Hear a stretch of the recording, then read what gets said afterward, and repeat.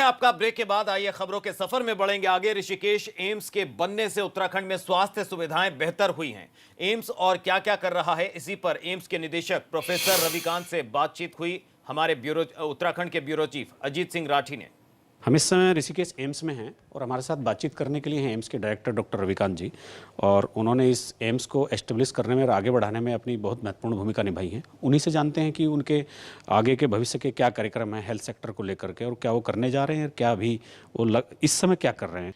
देखिए, जब मैं आया था 2017 में तो यहाँ इमरजेंसी नहीं चलती थी और रात में कोई मरीज़ नहीं देखा जाता था। इस समय पर हमारे पास रोज़ ही 100 मरीज़ होते हैं इमरजेंसी और ट्रॉमा में। ट्रॉमा सेंटर एक नया हो गया और उसमें पूरी तरह लेटेस्ट एक ऑर्थोपेडिक से लेकर और ट्रॉमा से लेकर सब चीज़ों का सामान लगाया गया है कि जैसे ही मरीज़ आए वो 9 मिनट के अंदर में उसका ऑपरेशन हो सके। हम लोगों ने एक हेलीपैड बनाया है जिसमें सरकार का या किसी का भी हेलीकॉप्टर मरीज़ को लेके उतर सकता है, और दूर दराज जो माउंटेन एरियाज़ हैं वहाँ से जो मरीज़ को लाने में दिक्कत है वो समाप्त हो जाएगी। और ये अगेन हमारी गारंटी है कि जब हेलीकॉप्टर उतरेगा तो 9 मिनट के अंदर में हम लोग उसको ऑपरेशन थिएटर या हार्ट अटैक जहाँ भी उसका इलाज करना है पहुँचा सकते हैं।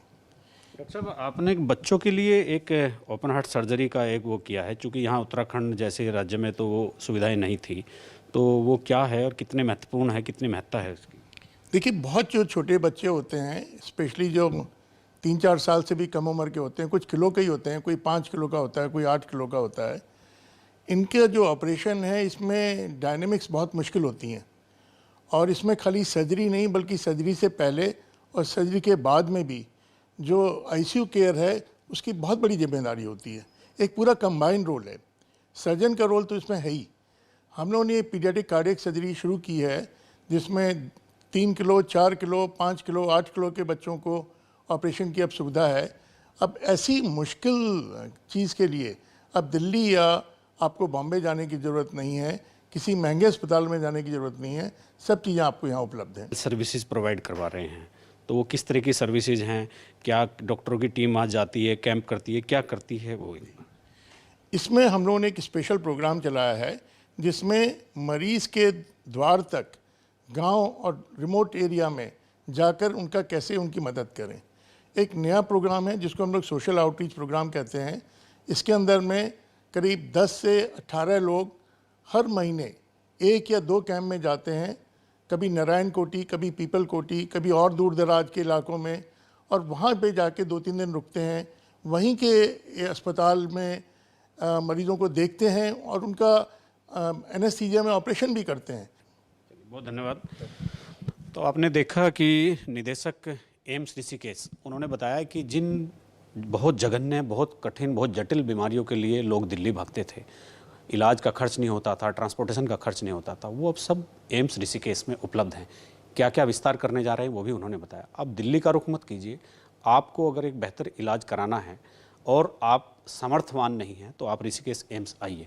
अपने सहयोगी कैमरामैन प्रमोद वाजपेयी के साथ एबीपी गंगा के लिए ऋषिकेश से अजीत सिंह राठी। तो अब इलाज के लिए दिल्ली नहीं जाना पड़ेगा मरीजों को, वहीं पर ही सुविधाएं मिल रही हैं। वहीं रुड़की के बीटीगंज में रामलीला के दौरान लोग सोशल डिस्टेंसिंग के साथ रामलीला देखने के लिए पहुंच रहे हैं। इस दौरान कलाकार रामलीला का मंचन कर रहे हैं। कोरोना की वजह से हालांकि इस बार ज्यादा भीड़ जुटाने के निर्देश नहीं हैं। आपको बता दें कि बीटीगंज में पिछले 100 साल से रामलीला का आयोजन होता आ रहा है।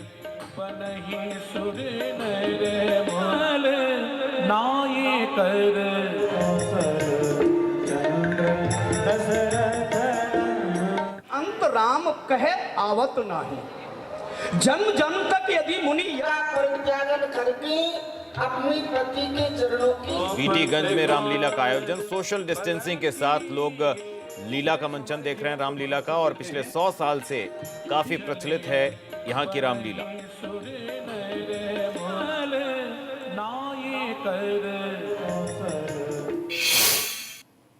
और इसी के साथ उत्तराखंड